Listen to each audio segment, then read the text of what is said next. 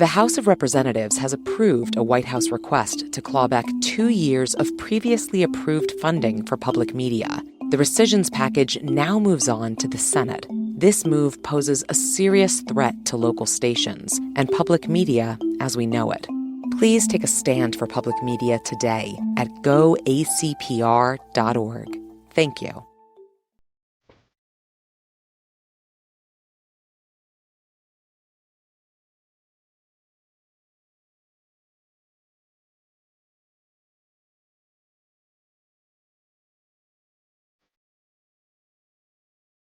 Hello and welcome to Car Talk from National Public Radio with us, Click and Clack, the Tappert Brothers, and we're broadcasting this week from the Department of Revealing Information here at Car Talk Plaza. Now, I have in my hand the results of the 4th Annual Mechanics Poll.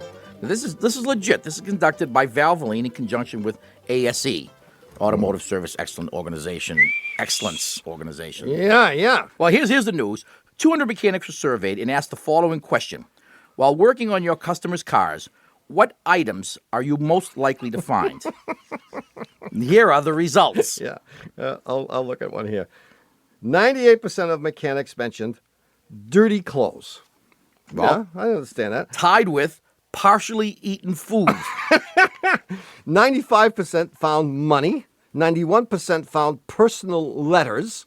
88% found personal hygiene items. What in the heck would that be? 67% found a dead animal, and 55% found a live animal. Well, quite honestly, I was kind of disappointed that they didn't kind of follow up and go more in depth, you know. Sure, I mean, there's more to be learned here. There's much more to be learned. So I have some questions that I'd like asked in the next mechanics survey, the 5th annual, when they do it next year. Yeah. These relate to those items mechanics find in our cars. Yeah. Number 1. Did they at least try on the dirty clothes they found?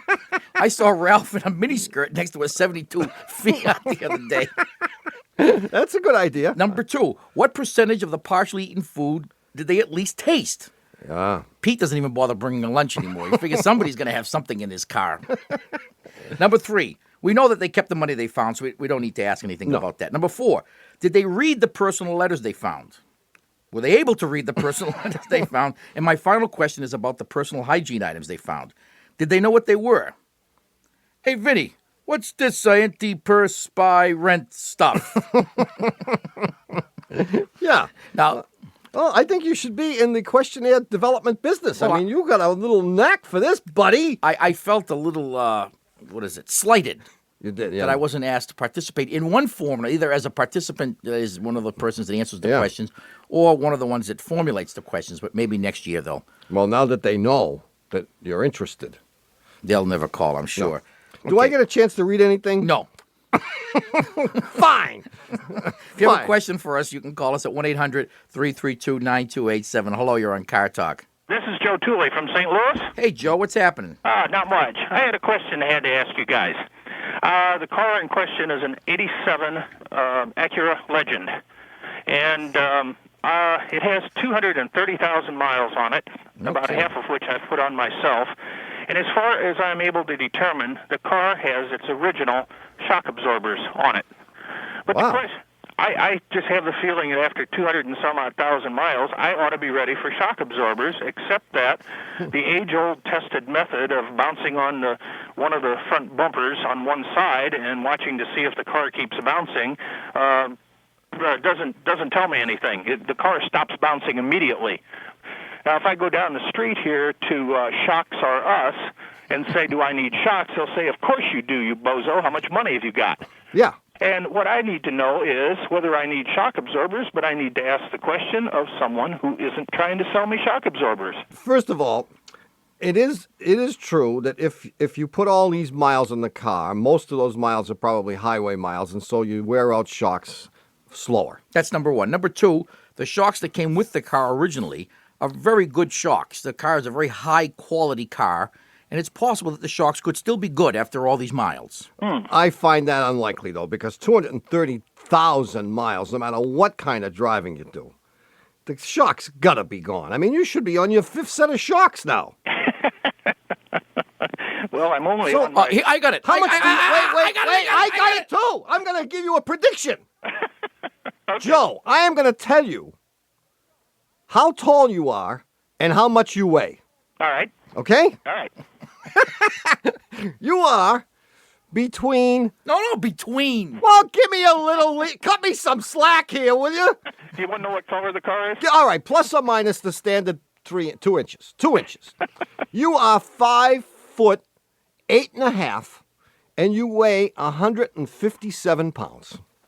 Oh, that you were right. Oh, that you were right. Oh, that you were right. Oh, then I was right. Now, I'm 5'11 and a half, and I weigh 210. There goes that theory. Now, I hesitate to ask, why in the world would you even have thought that you could have made a guess as to his height and weight? Based on what? Based on his Come on, geographical Sherlock. location? Go, Sherlock. The car he's driving. The fact that the No. shocks have lasted this No, long. The if color of the he's car. a little lightweight guy. Yeah, that's... He wasn't pushing down hard enough on the car to do the shock test. The shock test, as you know. Oh, and this was your way of asking Joe if he was a pencil neck geek. Exactly. Because if you go down to Shocks R Us down the street, you will notice that the guy who they call out Igor to do the shock test. Brutus. Igor is 6'4" and weighs 300 pounds, and he can make the car bounce 10 times. So if you don't push down far enough and hard enough, then the shock test is not quite valid. It's hard to do. I'm going to guess that you don't need shocks. Really? I'm going to guess you don't the need shocks are seized. And I'll tell you, no, I don't think they're seized either. But if they were, you'd be bouncing all over the place, number one. Number two, your tires would be all chewed up.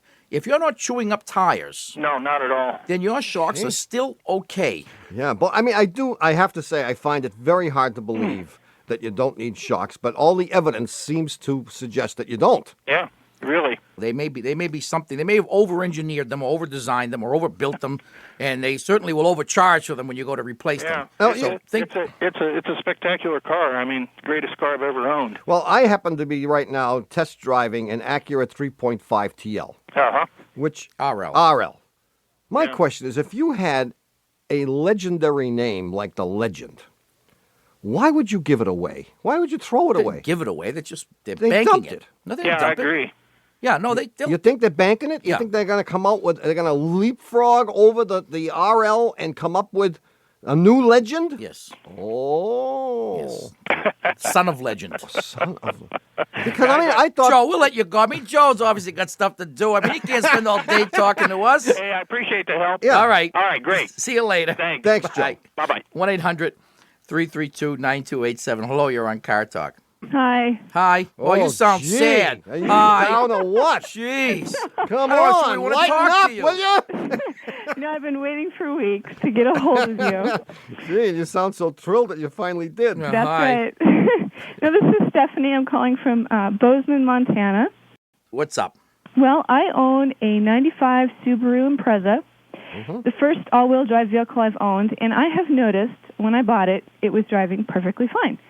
And then at about 12,000 miles, I noticed a slight hopping when I would turn, like crank the wheel like to make a 90-degree turn at a slow speed. It would kind of hop. And it was getting progressively worse, so I took it back to the dealer. And the dealer said, no, there's nothing wrong with your car. This is the way they drive. And I said, okay. And then over the next couple of weeks, it got worse. I took it back. I made the guy get in the car with me. I drove it, and I showed him, and he said, oh, I know what this is. So he put some fluid in it, didn't tell me what it was. He said, drive it for a few weeks and see if it gets any better. So I did. And Put sure fluid enough, into what? the engine, somewhere in the engine. Under the hood? Yes, under the hood. And sure enough, within a few days, the hopping was gone. Then it started coming back again about 3 weeks later. Now I'm at 20,000 miles, and I noticed it. I took it back in, and it was a different man, and he said, no, there's nothing wrong with your car. Don't and you he love thinks it? I'm some crazy woman. So I thought next time I take it back, maybe I could have some suggestions as to what I might be experiencing, or if... Well, so the first guy wasn't there when you went back the second No. time? Well, our first question is, what happened to the first guy? I have no idea. Did you inquire? Well, he got rich. He patented his anti-hop ingredient, AHI. No, it's anti-hop additive. Yeah. Aha. Aha. So now it's unlikely that he put this aha into the engine. Well, let me tell See? you. Do you have an automatic? You have an automatic transmission? Yes, I do. And you saw where he poured it? No, I didn't. Why not? Because I was inside the dealer. It was like raining, and I was watching him outside. He was outside. He's like, it took him 5 minutes. He didn't write up a report or anything. He because he wanted to get me in and out. I can only imagine that he added some automatic transmission fluid to it. First of all, but I'm not leaking anything. Well, that's the question. I mean, maybe it wasn't filled up from the beginning, but you may be leaking something now. Well, I've been checking my parking spot. I park at the same place every day, and the engine's not leaking. I don't see any noticeable leaks anywhere. Well, the symptoms certainly suggest something was leaking. He added something. No, actually, the symptom suggests to me that there's something wrong with the center differential. This thing has full-time four-wheel drive. You can't determine. You're in four-wheel drive all the time. Right. And it figures out where to send the power. Explain to me this. On an all-wheel drive car, do the back and front wheels turn the same? No, they don't turn the same. Okay. And that's because the center differential controls the rate at which each of the four. You have three differentials on this car. Mm-hmm. You have one between the two front wheels, one between the two rear wheels, and one between the front and back. So it's possible, under certain conditions, and necessary for all four wheels to turn at different speeds. Yeah, that's why this thing is called a differential, because it allows the wheels to turn at different speeds. And old four-wheel drive technology did not allow this, and in fact, you could not drive the thing in four-wheel drive when in fact you were on dry pavement. For this very reason, because it would hop. So when I go back to the dealer, which I will because it's bothering me, I should just tell him to put him in the car with me and let him experience it, and and tell him that the previous guy put some fluid into something, and you don't know what it was. Did he use a funnel? Yes, he did. I think it's the differential. And you know what? It looked. I can tell you this now that I remember. It looked like he was back toward the steering wheel side of the driver in the back part of the. Yeah, against the firewall, as they call it. Yeah, he added transmission fluid to it. You may have a leak, so go back. Well, good luck, Steph. Okay. Let us know what happens. I will. We may call you for Stump the Chump someday. Okay. You never know. Bye-bye. Bye-bye. We'll be right back with the answer to the puzzler right after these very important messages.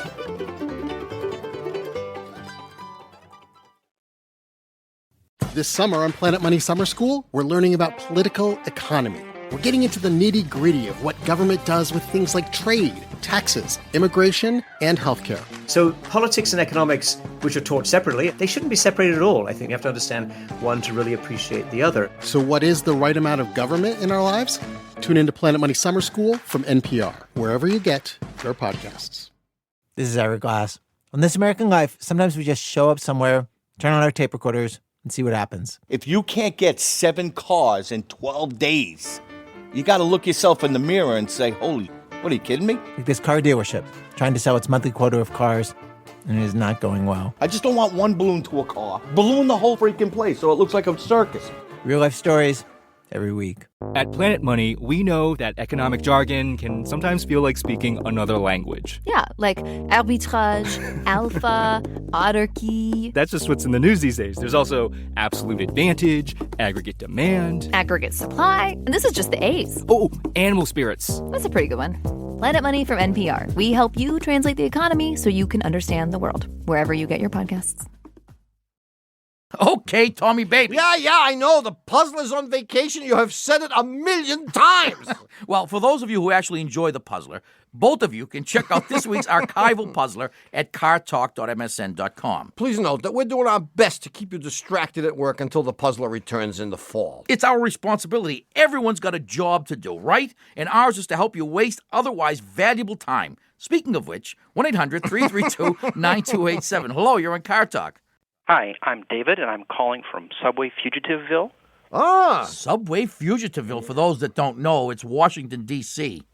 Yes, the place from which our esteemed producer, Douglas Q. Berman, is a Subway fugitive. Yes, indeed. For eating, do they still have that law? Absolutely. Of course they have a law. You cannot In fact, eat it's now or called drink. the Berman Law. Anyway, David, what's happening? You keep complaining that nobody ever calls in with cars in the driveway that need fixing, and I got one. Cool. Great. That means, then, that you are not a lawyer, but you might be a politician. Neither. I'm even worse. I'm an engineer. Really? Great. Oh, and not a mechanical engineer. No, I'm an electrical engineer. Of course, everyone today is an electrical engineer because there are no mechanical things and there are no chemical things. Everything is done by electronic, one way or another. Well, I wish this was. Well, it I may have be. friends with an 87 Mitsubishi Mirage that I've been working on. And the history is it had all new pads, rotors turned, shoes, et cetera, about a year and a half ago. And then, and as Dave Barry would say, I'm not making this up, somebody stole the car. Or am I? Somebody stole the car. Yeah. Yeah. They got arrested for cluelessness, and we got the car back. But it took a year to get the insurance company to make a reasonable settlement. So it sat there. And now it's ready to be running again, but it simply won't stop. Even with tremendous pedal pressure, it just doesn't want to stop. The brake booster definitely works. You start it up, and and the pedal sinks, and the effort goes way down. But even so, at reasonable speeds, it just doesn't want to stop. I mean, I'm standing on as hard as I can. Have you jacked up the car and felt to see if the wheels are turning when someone steps on the brake? Oh yeah, at idle, and I've looked at the pads and the rotors, and You've checked them on all four wheels. oh, it's rear drums, and I must admit I didn't check the rear drums, but I checked both fronts. Well, not good enough. Okay. Well, it is good enough. The fronts aren't working. Even though you think they're working, they're not. Yeah. So what's happening is the piston is moving one pad, but the caliper is supposed to slide in a groove in a way, and that is supposed to move the other pad against the other side of the disc, so that in fact the disc gets clamped between the two pads. What you're seeing is the piston, if in fact that's working even that well, the piston is moving one pad against the disc, and then the disc is being bent and is making contact with the other pad, but barely. So it looks to you like you're clamping the disc between the pads, but you don't really know that. You're bending the disc. Here's what you need to do. All right. Take the brake pads out of one wheel and see if you can slide the caliper back and forth. The caliper should slide.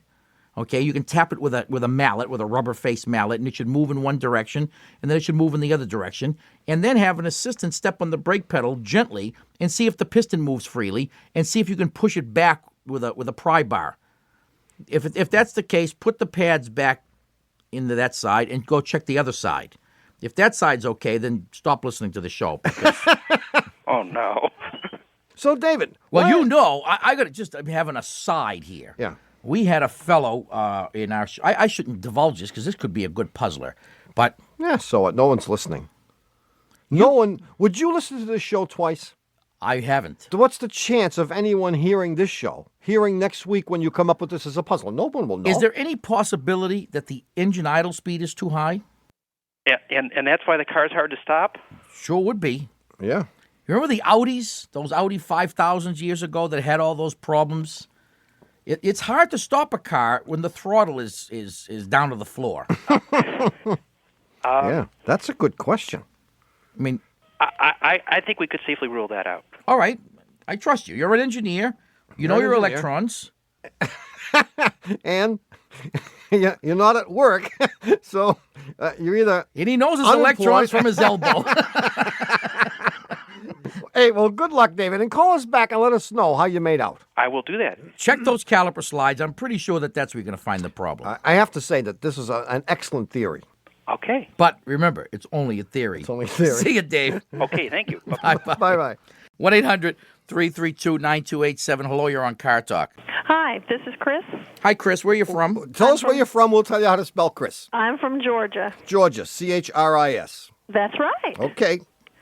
Okay, I need your help settling a little bit of a domestic dispute that my husband and I are having. And I'll give you a little background. In July this summer, we were driving our Nissan Stanza wagon, which is a 1987, down to Florida. It was about 96 degrees Fahrenheit. We were going about 70 miles an hour, and we were in about our 6th hour of driving with a 5-year-old and a 3-year-old in the back seat. Oh, my God. And the temperature indicator moved up just a little bit. As you would expect. And my husband threw on the heat full blast. Like I said, it was the 6th hour, so my reaction escalated to a pretty animated level. Yeah. You mean you didn't keep your cool, so to speak? No, and you I didn't did not just keep my cool. It got rationally to the point, and quietly say, "Hon, no, could you no, please turn that off now?" There were some choice words used. Yeah. What are you, a moron or what? That's about it. Are you crazy? It's Yeah. too hot to have the heater on. Yeah. And Don't say that he said that those guys on the radio told him to do it. no, he did not. Oh, He good. said, I'm cooling the engine. Mm-hmm. And I said, well, you're not cooling me. It's too hot in here to run the heat, and that's crazy. And the indicator hasn't gone up into the red areas or any to cause us any alarm. That's ridiculous. Right. Well, the truth is, and I'm sure you called because you want the truth, and we deal in the truth, the whole truth, and nothing but the truth. Good. When we know it. Except when we're wrong. Except when we're making it up.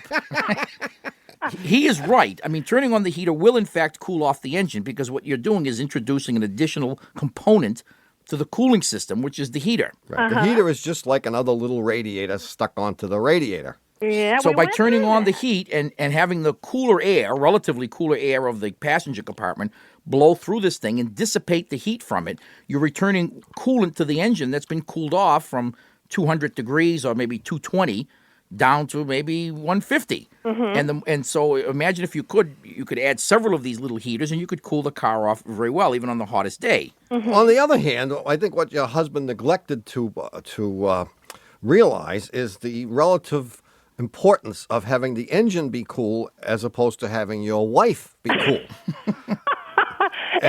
Exactly. Well, worse than, let me tell you, I've discovered... Is he an engineer? No, he is a scientist. Forevermore, he will be questioned about everything he does. I've had some wacky ideas in my lifetime, and it's now gotten to the point where nobody trusts me anymore, no matter what I say, because I've had so many wacky ideas, and I have what do you call it? I've besmirched my own reputation. Yeah, I've lost credibility. Yes, you and have. He has damaged his own credibility. He certainly by this has. very move, so that now no matter what he does, no matter how authoritative he sounds, in the back of your mind you're going to say, he's a moron. Well, because what school did he go to? No, but the That's trouble right. is that it is a common problem with scientific types. They fall into the trap that we in the scientific world call local suboptimization. Mm-hmm. They don't look at the big picture. Was he wrong? He was 100% right about what he said. Uh-huh. But should he have done it? No. You want to hear a little story about this? Uh-huh. Bunch of people are on one of these little commuter airplanes and they're flying into Seattle. And all of a sudden they hit this terrible fog. And the pilot is flying around and the passengers are getting nervous. I mean, it's a little plane. They can see the pilot. And he doesn't know where to go. He's so foggy he can see nothing. So he figures, I'll go down lower. He goes down lower and he sees this huge building. And he starts circling the building. And he actually sees a guy inside the building. And he opens the window and he yells out to the guy, "Where am I?" Pretty good, huh? The guy yells back, "You're in an airplane." So no sooner does the guy say that, the pilot turns around, goes right straight down and lands perfectly on the runway. All the passengers applaud and they say, "How did you do that?" And he says, "Well, when the guy in that building told me what he did, when I said, where are we? And he said, you're in an airplane, he gave me information which was perfectly accurate, but useless. So I knew I was at the Microsoft Technical Support Building." And I knew the airport was exactly 5 miles east of the Microsoft Building. So that's what happens to scientists. That is. It is. They're absolutely right. Back on it. But so what? Question everything he does from now on, Chris. I will. See you later. Thanks for calling. Hi. Be sure to stick around for more calls and the new puzzler coming right up.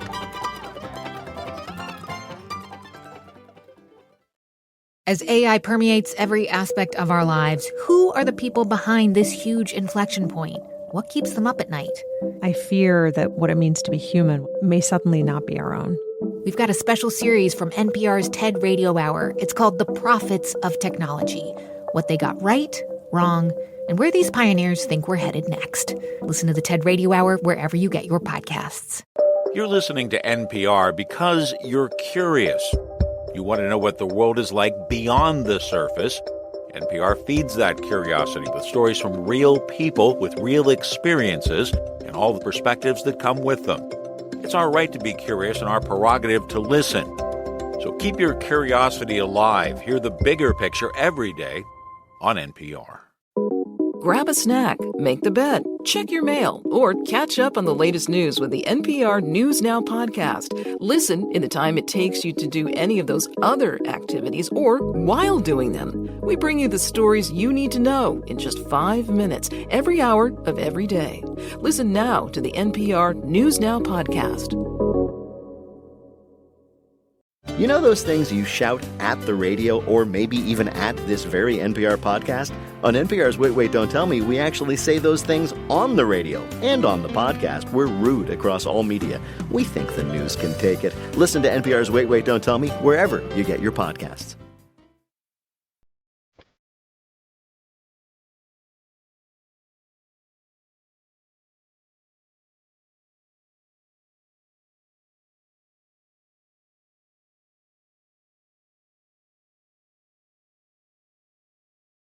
All right, we're back. You're listening to Car Talk on National Public Radio with us, Click and Clack, the Tappert Brothers, and we're here to discuss cars, car repair, and further inroads by Big Blue. This has to be from The Onion. Kabinda Zaire. In a move IBM offices are hailing as a major step in the company's ongoing worldwide telecommunications revolution, Mawani Nadetti used an IBM Global Uplink Network modem yesterday to crush a nut. I could not crush the nut by myself, said the 47-year-old Nadetti. With IBM's help, I was able to break it. Nadetti discovered the nut-breaking 28.8 baud modem yesterday when IBM was shooting a commercial in his southwestern Zaire village. During a break in the shooting, which shows African villagers eagerly teleconferencing via computer with Japanese schoolchildren, Nadetti snuck onto the set and took the modem, which he believed would serve well as a smashing utensil. It's a smashing utensil. Nadetti was impressed with the modem, was so impressed with the modem that he purchased a new state-of-the-art IBM workstation. The tribesman has already made good use of the computer system, fashioning a gazelle trap out of the wires, a boat anchor out of the monitor, and a crude but effective weapon from the mouse. I am using every part of it. I will cook this gazelle on the keyboard. Hours later, Nadetti capped off his delicious gazelle dinner by smoking the computer's 200-page owner's manual. I think that's wonderful. It's got to be The Onion. They're the only ones screwy enough to write stuff like that. All right, talking about screwy. Yeah. The puzzler is still on vacation. That means no new puzzler this week. That's right. But remember, you can always get a puzzler by visiting our website, cartalk.msn.com, where we have posted some of our favorite puzzlers from the past, and these are some beauts. Oh, yeah, right. And if you want to help my brother out with some semi-interesting puzzlers that he might be able to use in the fall, you can email them to us from cartalk.msn.com, or you can send them the old-fashioned way. Walk them over here? No, not that old-fashioned. You can mail them to Car Talk Plaza, Good Puzzler Division, Box 3500, Harvard Square, Cambridge. Our fair city. Massachusetts 02238. In the meantime, you can call us with your car question or anything else at 1-800-332-9287. Hello, you're on Car Talk. Hello. Hi, who's this? How you doing? Oh, well, all right. I love your show. Thanks. Yeah, Dad? my name is Steve Ironimo. Hi, no Steve. last names, please. Cedar Rapids, Iowa. Cedar Rapids. Cedar Rapids. I can't say that I've been there. But That's what I thought when I first heard it. yeah. Where the hell is it? Where were you coming from when you did that? California. So you went from California. Where in California? Fresno. Fresno. Yeah. And you went from Fresno to Cedar Rapids. Yeah. What drew you there? A woman? No. Yeah. Yeah. My wife made me do it. Is she a Cedar Rapidian? Yep. She is, Oh, huh? she is. Yeah, she was born out here in Iowa. That'll do it. Yeah, Okay. every time. So now that you're leading this life of quiet desperation, what can we do for you? Yeah, I got it's a 83 Honda Accord. Yeah. And that sucker is blowing smoke out of the, what is that? The tailpipe? No, out of the valve cover gasket. and sometimes out of the carburetor. Oh, yeah? I've heard 3 different things. It could be the PCV valve, and my 18-year-old thinks it's the rings. Your 18-year-old is onto it. You think so, huh? Oh, yeah. Okay. You've got what's called, in the trade, wicked bad blow-by. Oh, okay. Yeah. Wicked bad. WBB. WBBB. Wicked bad blow-by. Okay. Oh, that's 2 words, blow by? Oh, yeah. I always thought it was 1. Oh, no. Yeah. How many hundreds of thousands of miles are on this car? It's got 113,000 miles. Gee, that's soon. It was a used car. I paid $400 for it. Oh. And it ran good. Yeah, well, it still probably runs pretty good. Yeah, it does. I want to rebuild the engine on it. Yeah, well, you're keep about it. to do that. Okay. It's time to do that. Okay. Ash, is the 18-year-old son going to participate? He wants it to take it to his high school and take it to auto shop. Excellent. Yeah, he's good at these things. Yeah, I would say that you should do that because you have very little to lose. Okay. Actually, it's pretty easy to do a ring job on this thing. If you don't want to rebuild the whole thing. No, just the ring. They can just take the cylinder head off. Okay. And drop the pan, and you can do a ring job. Okay. Which is, that shouldn't be too difficult. Oh, no. You have to pay for the parts? Is that the way auto shop works? Yeah, we pay for the parts, and he does the labor for free. Yeah, so you'll need That's the way he's learning. Oh, that will be his own personal project. Yeah. Oh, this is great. Yeah, I think so, too. It's about time they teach him something in high school.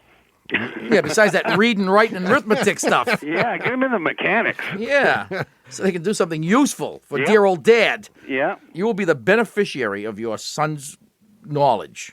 Yeah, He will be the I one. think so. And then you can give him the car as a He's gift. a smart kid. Well, yeah, my 18-year-old wants a Harley. He don't think small. No. Tell him to work on the Honda. That's about his speed Well, for he's now. 18 years old and weighs 280 pounds, and he's 6'4". Oh, the Honda's too small for him. Yeah, so is the Yugo we got. You got some real winners. No, I know. Hey, that Yugo, I don't know. Yeah, well, I'd start looking for a nice GM car for that 250 I want to give me pound a son of yours. full-size Chevy van. Yeah, you're talking. That's what he with needs. a TV, VCR, and That's what he needs, yeah. Yeah. Yeah, he needs one of those. Well, with all my kids and as big as they are, we had a minivan and no room. Of course, if the name implied, it's a minivan. Yeah, I know, but you got kids that are 200 pounds plus. I think you need a trip back to Fresno, Steve. You're having a little. I'd love to. Yeah. I'm getting tired of Iowa anyway. Yeah, I can see that. You're starting to flip out, man.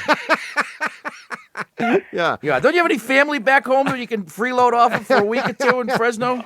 Oh, yeah. My mom and dad and all my brothers are in Fresno area. Yeah, go visit. Yeah. I have been. You're losing it, man. 6 years since I've seen them. Oh, they probably moved. They changed. Certainly They changed wouldn't tell me that. They've They're not certainly like most they've certainly changed the locks on the doors. I told my wife that once the kids are around, I'm going to move, and I ain't going to tell them. Once they're out of the house, we're gone. That's it. That's it. Well, Steve, good luck with the Honda. Thank you very much. It's been a pleasure talking to you. Same here. Bye-bye. Bye.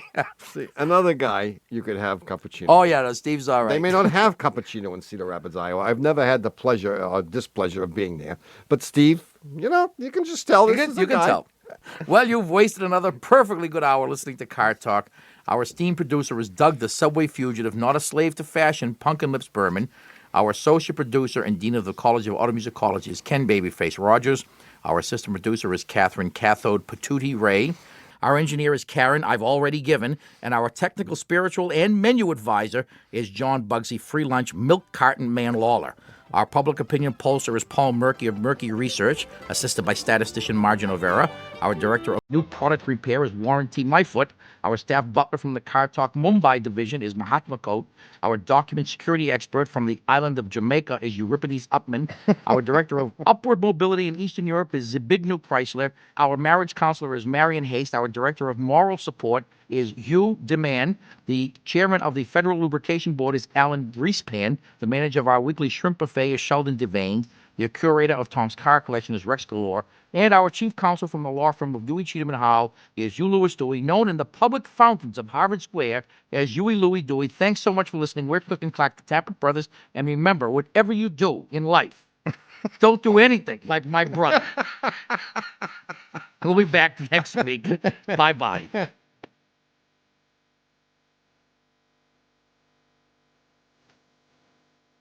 And now an important announcement. Here is Car Talk Plaza's chief mechanic, Vinny Gumbaz. All right, now listen up.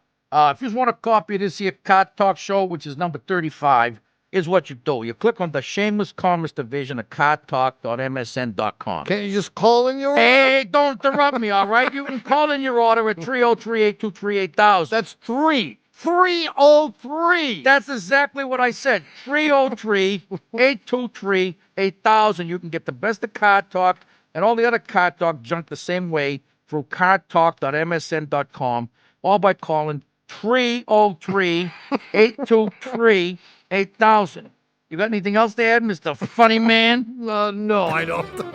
Car Talk is a production of Dewey, Cheatham and Howe and WBUR in Boston. And even though Ray Suarez has a good cry every time he hears us say it, this is NPR, National Public Radio. After devastating floods, a painstaking process of searching for loved ones and coming together, we are on the ground in Texas.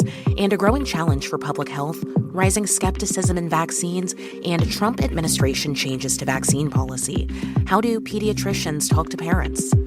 Listen to Consider This on the NPR app or wherever you get your podcasts.